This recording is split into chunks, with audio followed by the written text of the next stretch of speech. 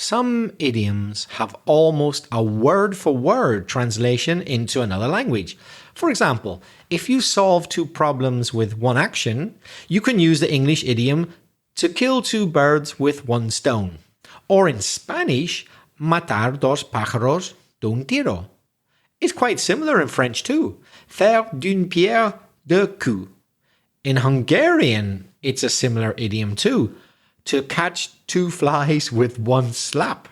However, there are many idioms that do not translate well into English. In this episode, we've collected some of the funnier ones. Welcome to Aprender Inglés with Reza and Craig.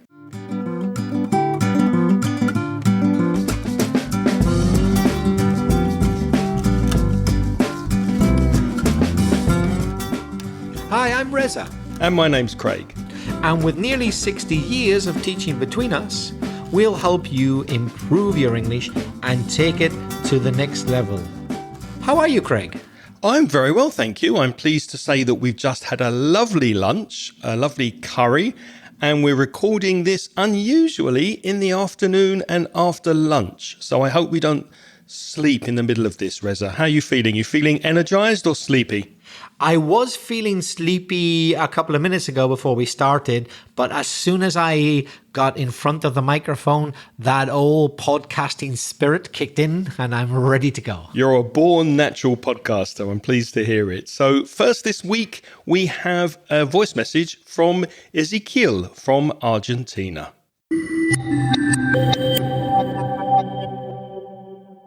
Hello, Reza. Hello, Craig. How are you? I hope you're doing really well. And well, I've been listening to your podcast for years now, I think. And well, I found it really interesting and useful. Well, I wanted to suggest making a podcast about astrology. Sorry, not astrology, astronomy.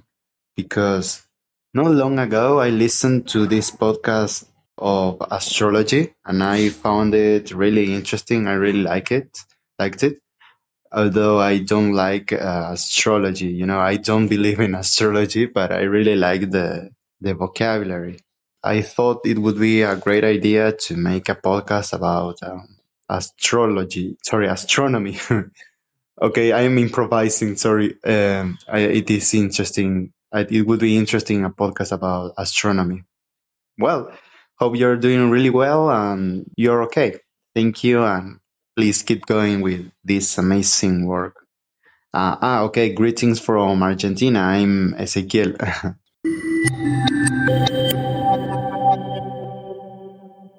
Well, I'll tell you something, Ezekiel. You must be psychic because you must have looked into your crystal ball, because I think we got your message 2 days after we actually recorded a podcast on astronomy. It's episode 570. So if you go to inglespodcast.com/570, you'll hear the episode we recorded on the science of astronomy. So it was really coincidental that you sent us your message just as we'd recorded that one. Yeah, isn't that weird? Just afterwards, maybe that was destiny. Maybe it's a question of astrology. Who knows? Maybe it was written in the stars. That's written in the stars. That's what they say.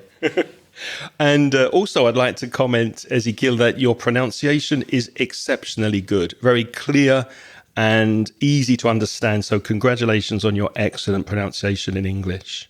And don't worry that you confused astronomy and astrology for a while. We all do it. Native speakers as well. I often forget which is which, so I wouldn't worry too much about that.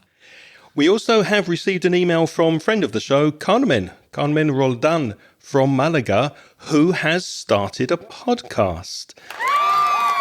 She's creating a podcast called Malaga in English. You can find it on Spotify. And of course, I will put a link in the show notes to this episode so that you can go and hear Carmen's lovely podcast. And the show notes can be found at inglespodcast.com/574 for this episode 574. Reza, what's her podcast about exactly? Well, it's aimed at expats. That's an expatriate. So someone who used to live in their native country, but now they live in a different country. People like Craig or myself. Expats are foreigners who are curious about or interested in living in or simply visiting Malaga. So Carmen says that her goal is to support people who are in a similar situation to ours, to what Craig and I experience. Expats living in Spain, although it might also be for people considering visiting Malaga. Do you know what? I've never been to Malaga. I'll have to go. It's a lovely city. Lots to see and do. The first thing I've got to do is listen to several more episodes of your podcast, Carmen.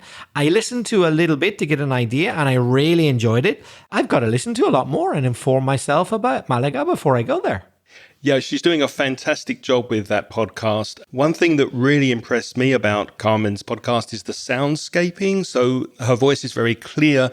It's well recorded, good quality audio, and these lovely background sounds that help to create some kind of atmosphere as you're listening. So I can't recommend that podcast enough. As I said, there's a link in the show notes. And please go ahead and listen to Carmen's podcast. And if anybody is interested in starting a podcast to practice English, which I think is a wonderful idea, she also shared her workflow with me. And it's researching the topic. So first of all, you have to know what you're going to talk about in the podcast. Then Carmen writes the script. She creates the script, more or less what she's going to say. Then she checks the script for any mistakes. So you can probably see with this workflow how it's going to help your English. Then Carmen rehearses her pronunciation, and finally she records. Oh, and there's one more step, of course, editing. So you take out any of the bits that you don't really like, and you could record them again to improve the way you're speaking and communicating. So that's a very good list of how Carmen is working through the podcast, and hopefully she'll tell us soon how it's improving her English. So well done, Carmen, on your podcast. Yeah, Carmen, I've just got one question for you. I'm curious, it's pure curiosity, about creating the script, the second step of your process. Do you write every single word you're going to say? Some words or just notes? I'm curious to know, because Craig and I prepare more or less what we're going to talk about. Well, we don't write every single word, but we do write some words that we want to say because they're very important and we feel listeners need to hear certain things exactly a certain way. But other things we don't write exactly, and other things we simply make up as we go along completely spontaneously. So I'd be interested to know how you do it, Carmen. Do you write every single word, or how do you do it? Get back to us, please. I'm curious to know. Yeah, let us know. And if anybody else out there listening is interested in starting a podcast, then please let us know. If you want to practice your English and launch a podcast, which means put it out there so that everyone can hear it, then we'll be only too happy to promote it for you here on our podcast. But this week we're talking about idioms. So Reza, let's start by describing exactly what an idiom is. So what is an idiom? Well, for me, an idiom, it's a group of words or a phrase that has, let's say, a figurative meaning. So the figurative meaning is different from the literal meaning. For example, everybody knows what a cat is and everybody knows what a dog is. And everybody knows the verb to rain, I think. But what if I said to you, it's raining cats and dogs? Does that mean that animals are falling out of the sky? No, it doesn't. So I'm using the word cat and the word dog, or plural, cats and dogs, but I'm not really referring to those animals. It's a way of saying that it's raining very heavily. I'm not quite sure why we say that, but we do. It's an idiom. So when I'm using the words, not in their real sense, not in their literal sense, but in a metaphorical, figurative sense. One possible explanation for that goes back hundreds of years when there were lots of cats and dogs dead in the street. And when it rained, the water washed these cats and dogs down the road because nobody collected them, nobody picked them up. The drainage wasn't good in the road, so there was like a river of cats and dogs moving down the street in big cities. That's one possible explanation for that idiom, but I don't know if that's true. But in Lithuania, apparently, they don't say it's raining cats and dogs. They say it's raining axes. An axe is what you can use to cut down a tree. So I think I prefer it to be raining cats and dogs rather than axes. Axes sound a bit dangerous to me. Yes, if it were raining axes, there would literally be a bloodbath. And it would be very, very unpleasant. People losing arms and legs all over the place. Yeah.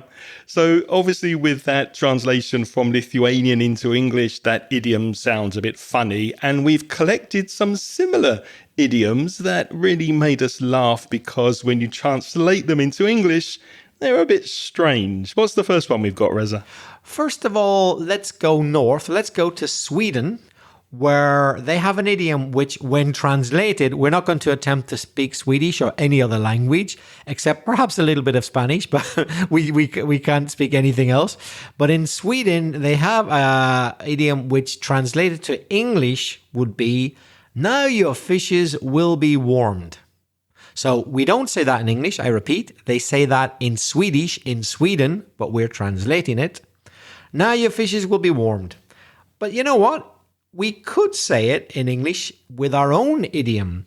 Another way of saying that is that someone's in trouble and so they'll get what they deserve. That's the normal way of saying it. But in English, we've got our own idiom, which is that your goose is cooked.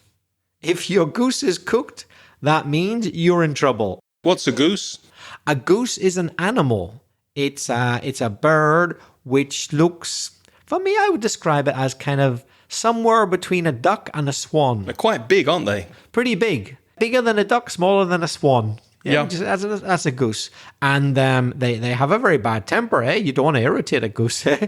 If they get mad at you, they will peck you. They will try and hit you with their beaks. So we say that your goose is cooked, meaning that you're in trouble and now you're going to get what you deserved. Or you could say, another one, what goes around comes around. That's like karma, isn't it? Karma, exactly. It's karma. What goes around, like you've been bad, comes around. Now something bad is going to happen to you and you deserve it. And in Swedish, now your fishes will be warmed. I like that. Another one I liked very much from Sweden is this idiom translated into English. Now you have planted your last potato. Which means that it's the last straw, we would say in English. If something is the last straw, it's the last thing that really pushed me too far.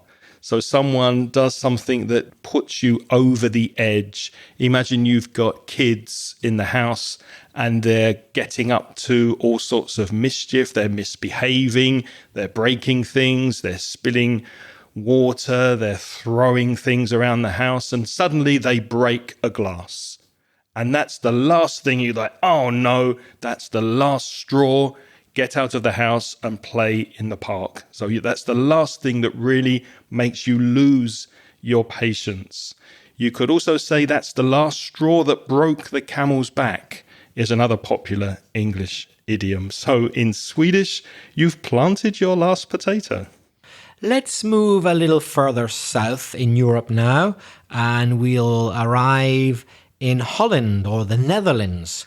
So that's a country where the main language is Dutch, D-U-T-C-H, the language of Holland.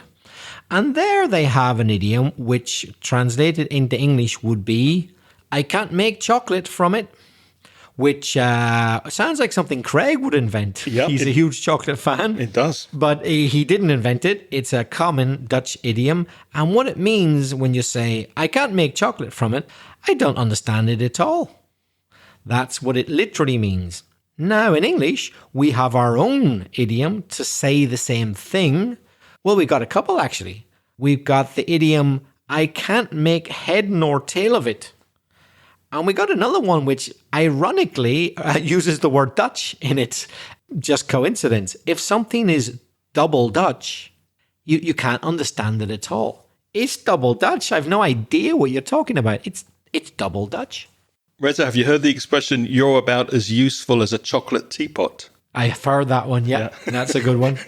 Of course, a teapot, when you're making tea, if you pour hot water in a chocolate teapot, it's just going to melt. So it's absolutely useless. So if you say to someone, you're as useful as a chocolate teapot, you're calling them absolutely useless. In German, there's an idiom when translated into English is, I only understand train station, which is similar to double Dutch, meaning that I don't understand what you're saying. You can say in English, it's all Greek to me. I don't know why we choose the Greek language, but if you say it's all Greek to me, that means I don't understand anything about this. So the German equivalent is I only understand train station. Why is it train station? I have no idea.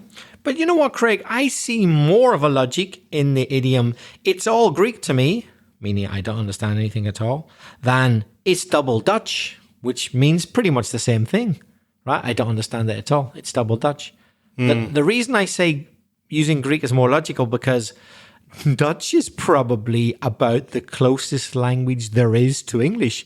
So it's not that hard to figure it out. It's kind of weird. But why? Because I guess many, many years ago, centuries ago, whenever people hadn't traveled very far, one of the few foreign languages they had heard was Dutch. But they thought, oh, this is a crazy language. I can't understand it at all. It's Dutch. No, it's double Dutch. But hold on. Dutch is incredibly similar to English, in fact. But people didn't know that. Little did they know that if you go further away, languages get much, much, much, much, much, much harder to understand. So it's kind of ironic that we say, wow, that's double Dutch, when in fact, Dutch isn't that different to English, but centuries ago, people thought it was. Isn't that curious? Yeah, I think I read that there's always been some kind of animosity between the English and the Dutch, maybe from the days when they had big navies and they were sailing around the world and in competition for international trade. There's the expression to go Dutch, which means everyone pays for their own food or their own drinks. So there are a few expressions using Dutch that may come from that competition or that animosity from years and years ago. I don't know. Another German expression is not my beer, not my worries. And if you've ever been to Germany, you know how good and how tasty the beer is and how much Germans like to drink beer. So not my beer, not my worries. And there's a similar one in Polish that I absolutely love. Not my circus, not my monkeys. It means I don't care. It's nothing to do with me. It's not my problem. Not my circus, not my monkeys. In Germany, they know a thing or two about beer. In Italy, like Spain, they know a thing or two about ham. Yes, they do. And they have an expression with ham, just like the Germans have one for beer, but it doesn't mean the same thing at all. An Italian idiom translated into English, which we find interesting, is to have one's eyes lined with ham. Yeah. If I said to you, Craig, your eyes are lined with ham, I'm saying that it's obvious. You don't understand, you can't see it, but it's really obvious. You should understand. It's right in front of you. You should understand, but you don't understand it. Craig, your eyes are lined with ham. I wonder where that's from, because it doesn't make much sense, does it, to put ham around your eyes, which means it's obvious. Maybe we would say something like, you can't see the wood for the trees, perhaps? So when something is obvious but you can't see it, you might use that idiom in English. You can't see the wood for the trees. You're blinded by how obvious it is.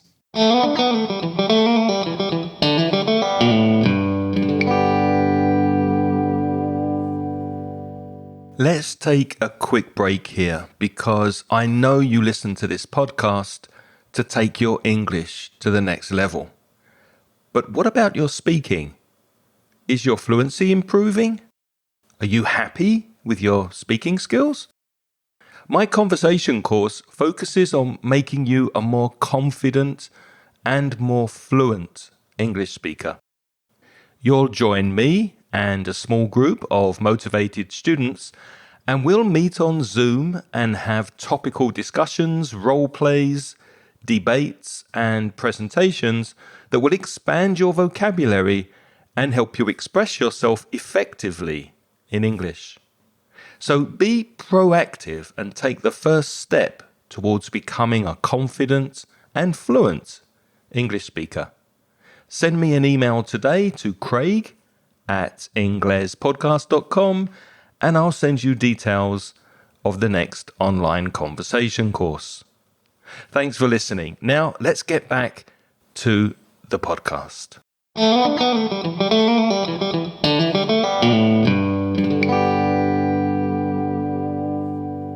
Let's go over to Russia now. We found another idiom that's quite funny.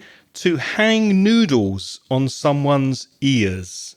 Noodles, kind of pasta that you eat, very common in Asian food, noodles, but why would you hang them on someone's ears? This means you're lying to someone or you're fooling them. Maybe we'd say in English to pull someone's leg, which you may be familiar with. If you pull someone's leg, you're making a joke, you're trying to fool them. But in Russian, they say to hang noodles on someone's ears. I really like that one. I'd never heard it till we did our internet research to find these, but I visualize it and I like the visual image of someone putting noodles literally on your ears. It's funny, isn't it? Me too. And that is a tip for language learners. If you can conjure up, which means imagine or think of some kind of funny picture or cartoon in your head to remind you of these idioms, then it really sticks. It makes it much easier to remember. So if you can imagine a Russian person, well, it wouldn't be useful to know this in English because we don't use it in English, but you can imagine someone pulling another person's leg, then you'd remember the idiom and you could use it. Funnily enough, in Spain, they tomar el pelo. It's the hair that they pull on in Spain, but we pull on the leg in English. We pull on the, yeah, we do. We pull the leg. In France, they say to have a spider on the ceiling when they want to say that someone's a bit crazy. Oh, she's got a spider on the ceiling, they would say in France, to mean she's a bit crazy. In English, we got quite a few similar. Yeah, there's lots of them. There's quite a few. Most of them follow a certain pattern, but one slightly different one is to have a screw loose. And I know in Spain they've got a similar one. They say, que te falta un tornillo. In Spain, the screw is missing. You haven't got the screw at all. In English, you've got the screw, but it's just a bit loose. In Spain, you've completely lost it. Yeah, very similar. But Craig, there's also a whole series of expressions which are quite similar, aren't there? Yes, you can be a few chips short of a basket because it's very common to have a basket of chips. But if there's one or more than one missing, then you're a bit crazy. You can be a sandwich short of a picnic. So imagine all the food at a picnic, but there's a sandwich missing. So that means you're not quite coherent. You're not really there. You're a bit mad. You could be an olive short of a pizza. All of these expressions meaning that you're a bit crazy, a bit mad. You're a bungalow, which means there's nothing upstairs. The lights are on, but nobody's home. There are many expressions to say that you're a bit crazy. Okay, we're podcasting from Spain. So anything Spanish to tell our listeners, Reza? Well, there's a funny one, which is dar calabazas a alguien. I'm going to say that one in Spanish because that's the only foreign language we can more or less dominate. It's to give someone pumpkins. That would be in English. Had you heard of that? Yes. I'd forgotten about it because you wrote it. You reminded me. I hadn't seen it in a while.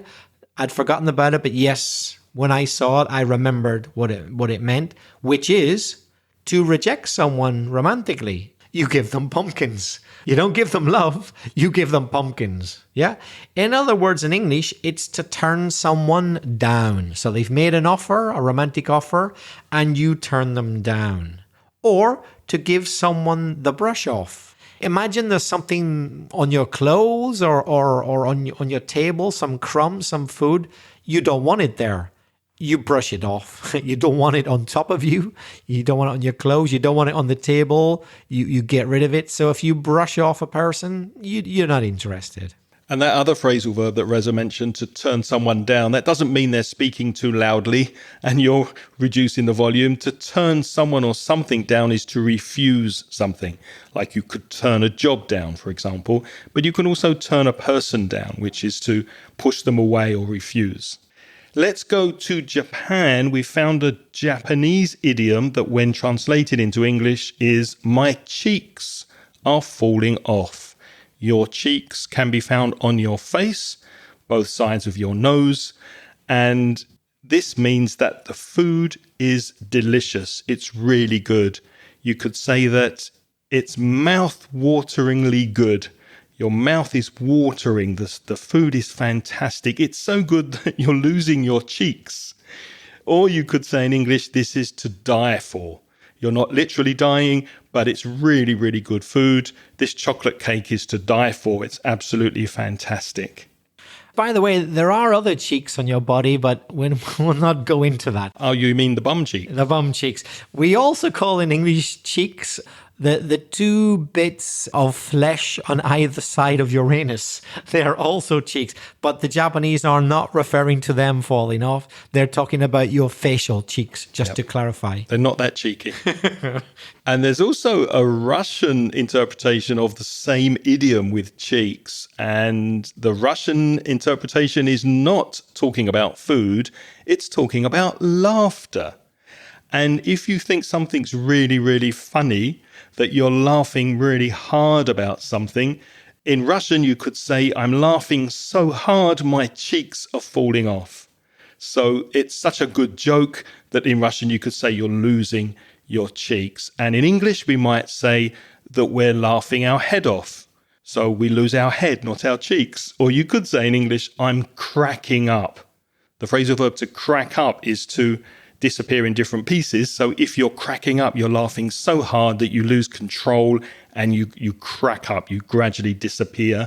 Another expression, I'm in stitches. If you're laughing hard, you get a pain in your stomach. So you could say I'm in stitches if it's a really funny joke. We were talking about Sweden earlier. Let's go back up north to their neighbour, the Norwegians.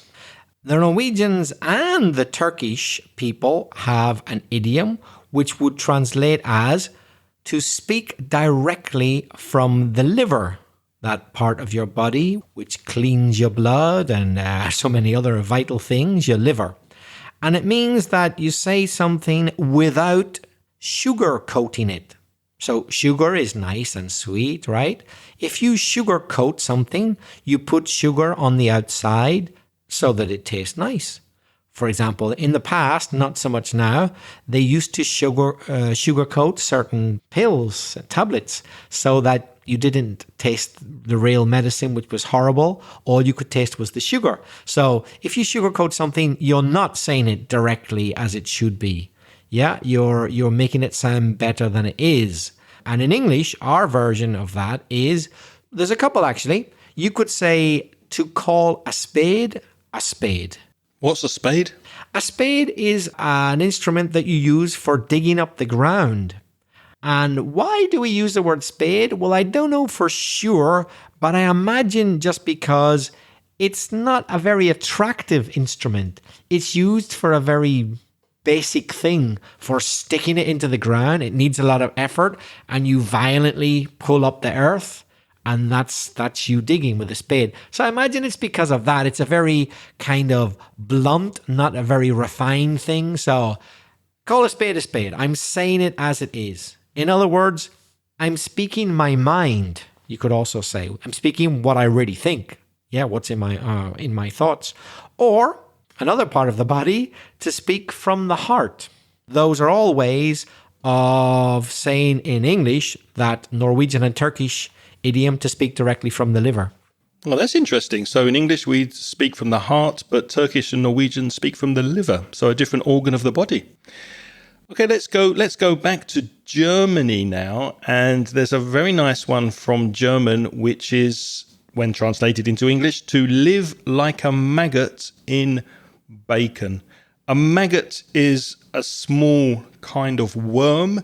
You use maggots to fish, because fish like to eat maggots.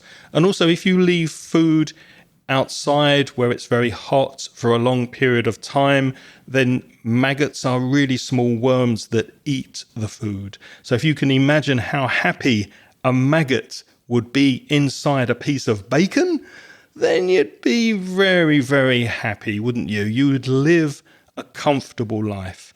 So in German, if you're living like a maggot in bacon, you're very happy. You've got a lovely life. We might say in English to ride the gravy train. So gravy is a rich sauce that you put over meat, and it's very common with roast dinners to have gravy, a brown liquid, very tasty. And a gravy train is also a very nice way to live. If you're riding the gravy train, then life is easy for you. You could say you're living the high life, or you have it made.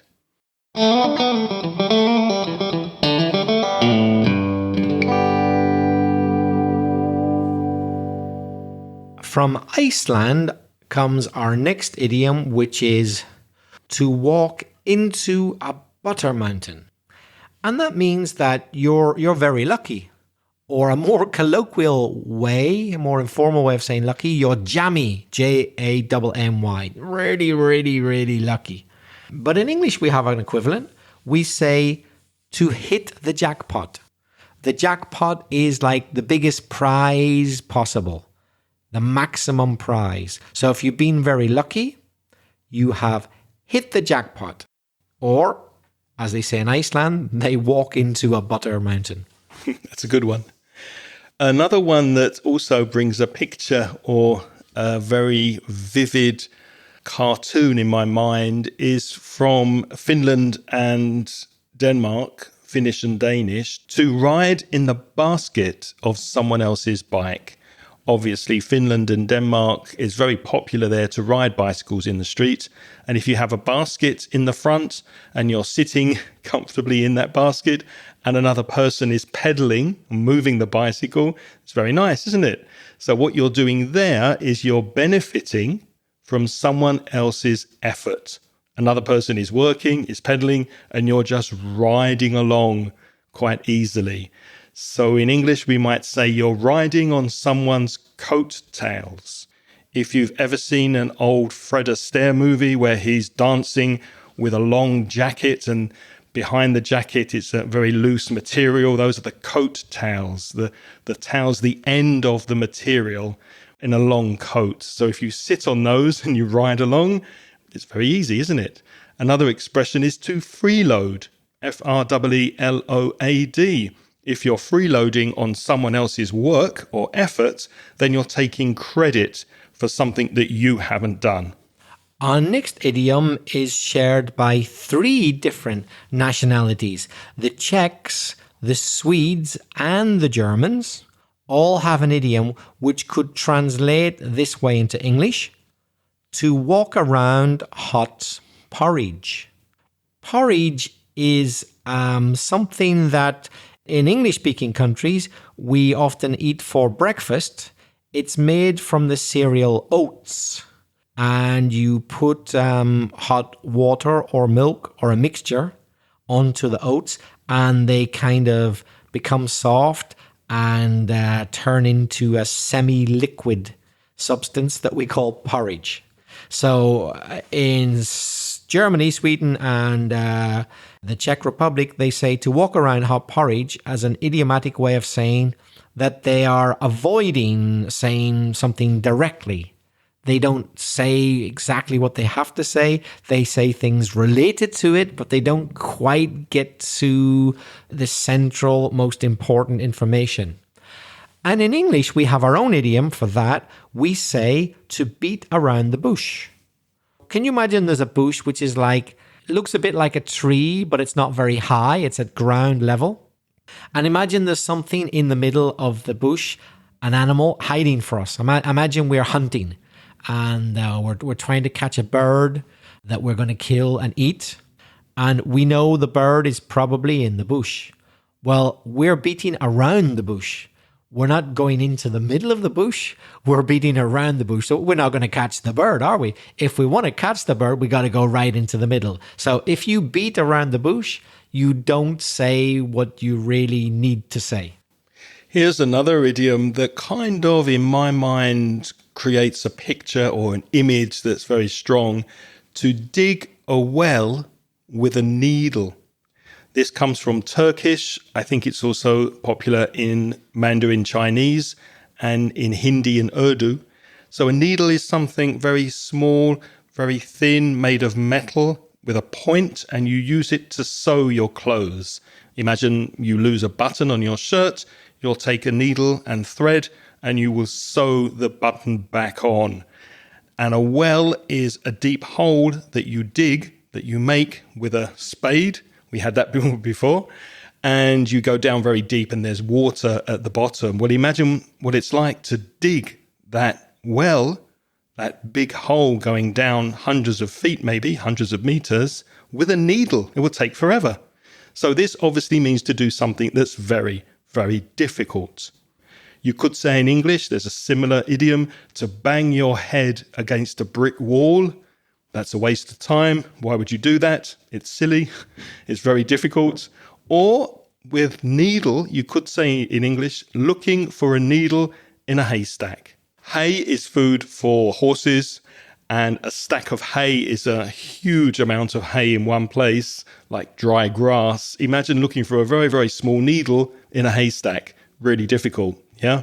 So that's a similar idiom in English. Another one, you flog a dead horse. To flog means to whip or to hit. And if the horse is dead, then it's a stupid thing to do because the horse is not going to move. So if you're flogging a dead horse, you're wasting your time. You're doing something difficult, like digging a well with a needle. The next one is all the way from Southeast Asia, from Thailand. It's a Thai idiom, which translates into English as this: to ride an elephant to catch a grasshopper. A grasshopper is an insect which, you could probably guess, lives in the grass and it loves to hop. It hops a lot. It jumps a very big distance, considering its small size. That is a grasshopper. And it means that you're using too much effort for something small. So a grasshopper is very, very, very small. It's an insect. An elephant, as we know, is huge. So it seems crazy to ride an elephant to catch a grasshopper, right? We've got a similar one in English. We have the idiom using a sledgehammer to crack a nut. A sledgehammer is like a hammer for hitting nails into wood, but a really, really, really big one. And a really, really powerful one. Basically, if you hit a nut, something like a peanut or anything which has a shell on it, which you need to break, an almond, something like that, you're just going to destroy everything. You won't be able to eat anything because the shell and the bit inside you want to eat will just become dust because you've used something too powerful. In other words, you could also say it was overkill. Overkill isn't connected to killing. It's not about death. Overkill just means being too forceful about something or doing it too much. Over the top with too much strength. It has the opposite effect. You don't achieve anything. You ruin everything. So we say using a sledgehammer to crack a nut, but the Thais say to ride an elephant to catch a grasshopper. We've got one last one for you here, and it's from Norway and Denmark again, and it's to swallow some camels. I have no idea how camels became so popular in Norway and Denmark, but this is one they use apparently. It means to accept something unpleasant. Of course, if you're swallowing camels, they're huge animals, aren't they? That will be very unpleasant. So not very nice to swallow camels. We might say in English to bite the bullet. We've had that idiom on the podcast before. It goes back to the First World War, I think, when soldiers used to bite bullets because there was no anesthetic, and if they had an injury, they would bite the bullet to help them with the pain. So it means to go through something very difficult or unpleasant. More informally, you could say to suck it up. There's a phrasal verb. To suck up something means to accept it, to deal with it, even though it's difficult. And if you're Norwegian or Dutch, you're swallowing camels. Those are the idioms we have for you. Shall we quickly go back to the beginning and say the idioms, Reza, and see if people can remember what they are in English? We won't tell you. You'll have to go to the show notes to check. Remember, the show notes are at inglespodcast.com/574. So we'll tell you the original idiom. See if you can remember the English ones that we compared them to. The first one was from Sweden. Now your fishes will be warmed. Also from Sweden, now you have planted your last potato. The Dutch say, I can't make chocolate from it. In Germany, they have this one. I only understand train station. Also in German, not my beer, not my worries. And in Poland, not my circus, not my monkeys. The Italians say to have one's eyes lined with ham. In Russia, they say to hang noodles on someone's ears. In France, you might have a spider on the ceiling. In Spain, they say to give someone pumpkins. In Japan, my cheeks are falling off. In Russia, also, my cheeks are falling off. In Norway and Turkey, they say something like to speak directly from the liver. In Germany, to live like a maggot in bacon. In Iceland, to walk into a butter mountain. In Finnish and Danish, to ride in the basket of someone else's bike. In the Czech Republic, Sweden and Germany, to walk around hot porridge. In Turkish, Mandarin Chinese, Hindi and Urdu, to dig a well with a needle. In Thailand, they say to ride an elephant to catch a grasshopper. And in Norway and Denmark, to swallow some camels. Did you remember any of the English equivalents? If not, go take a look at the show notes and try to remember the English ones, because I don't think our translations would help you very much, because we don't say those in English, but we do think some of them are quite lovely. But now it's your turn to practice your English. We think it's time you swallowed some camels and let us know if you have a favorite idiom in your language that sounds funny when you translate it literally into English. If you can think of one, please let us know. Reza, how can people contact us? The easiest way is probably to leave us a voice message. There's a link in the show notes where you can leave us an audio of up to 90 seconds. Or you could reach us by email. Your emails go to me, Craig, Craig, at inglespodcast.com, or to Reza. His email address is belfastreza, Reza, at gmail.com. And if you're a Spanish speaker and you want to improve your English with free or paid resources, you could visit the Mansión Inglés website. That's at mansioningles.com. And for specifically paid products, you could browse the online store. That's at store.mansioningles.net. There's a link in the show notes to that. We can't say goodbye this week without thanking our wonderful Patreon supporters. There are no new supporters this month, but we want to say a huge thank you to all of you who continue to support us by donating to our Patreon program. And by doing so, you also get weekly transcriptions of each podcast so that you can see every word that we say. And on a monthly basis, every month, I'm doing a Zoom chat. So you can jump on Zoom with me and we'll have an informal conversation so that you can practice your speaking. For more information, go to patreon.com. That's patreon.com/English podcast. Reza, what's next week? Next week's episode will be about 10 stupid things that people often do. Yeah, and we'll teach you also some expressions you can use when you realize you've done something silly and you want to express regret. So join us next week for a little bit of grammar and some new expressions. Until next time, thank you for listening this week. It's goodbye from Reza. And it's bye-bye from Craig. If you enjoyed this podcast, please tell your friends so that more people can listen. And we remind you that music this week is by Pitts and the track is called See You Later.